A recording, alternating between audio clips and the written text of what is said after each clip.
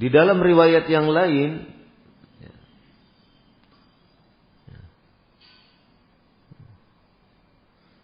bainama rajulun yamshi fastadda alaihi al-'atash. Ada seseorang yang berjalan, ia merasakan sedemikian hausnya, fanazala bi'ran fashariba minha, kemudian ia singgah, ia turun ke sumur dan kemudian ia minum air sumur tersebut. Thumma kharaja, kemudian orang itu keluar dari sumur. Fa idza huwa bikalbin yalhathu ya'kulu thara minal 'atash. Kemudian ketika ia keluar dari sumur, ia melihat ternyata ada anjing menjulur-julurkan lidahnya untuk bisa memakan tanah yang basah. Kenapa demikian? Karena anjing itu kehausan.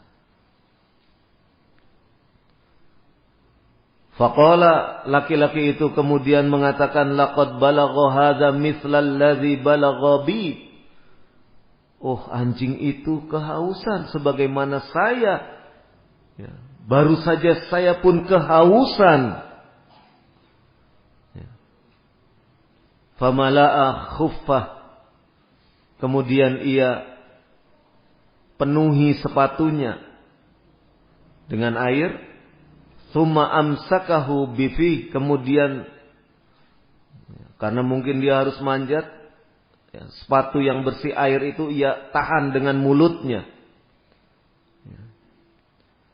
Tsumma raqa fasaqal qalb. Kemudian ia naik. Kemudian anjing itu pun ia beri minum. Fasyakarallahu lahu. Kemudian Allah berterima kasih, Allah bersyukur kepada orang tersebut. Ya, berterima kasih kepada orang tersebut. Faghafara lahu. Kemudian Allah mengampuni dosa orang tersebut. Karena memberi minum anjing. Dalam riwayat yang lain kita dapati juga kisah bagaimana seorang wanita harus tersiksa, harus disiksa di neraka. Karena apa? Karena seekor kucing yang ia kandang, yang ia dikerangkeng, diikat, sehingga tidak bisa bebas mencari makan. Dan karena terikat, kemudian kucing itu mati. Dengan sebab hewan itu pula, seorang wanita disiksa di neraka. Ini kepada hewan. Bagaimana Islam sedemikian membimbing umatnya untuk berperilaku yang terpuji, tidak hanya kepada sesama manusia, tetapi kepada hewan sekalipun.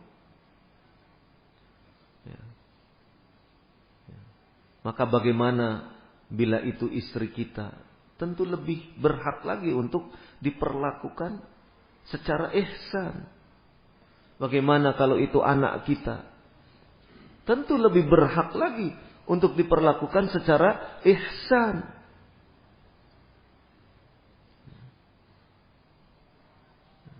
Bagaimana dengan tetangga kita? Tentu lebih berhak lagi untuk diperlakukan secara ihsan. Hewan saja, anjing saja mendapat perlakuan yang baik, hendaknya diperlakukan dengan baik.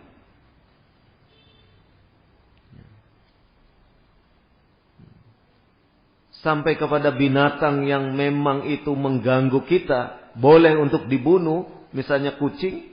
Asy-Syaikh Ibnu Utsaimin rahimahullah, seperti tikus, bukan kucing, tikus, binatang yang mengerat, merusak.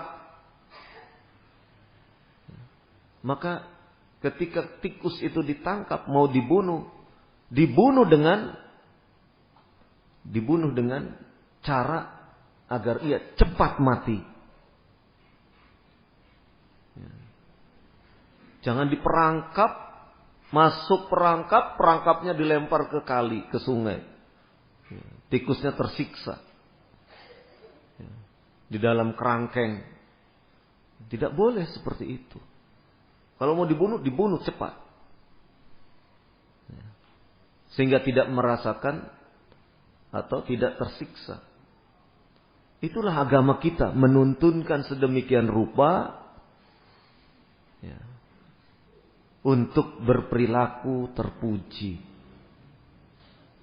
Dimanapun kita berada dan dalam situasi keadaan yang bagaimanapun, kita dituntut di dalam agama ini, kita diajari oleh agama ini untuk selalu bersikap, berperilaku terpuji.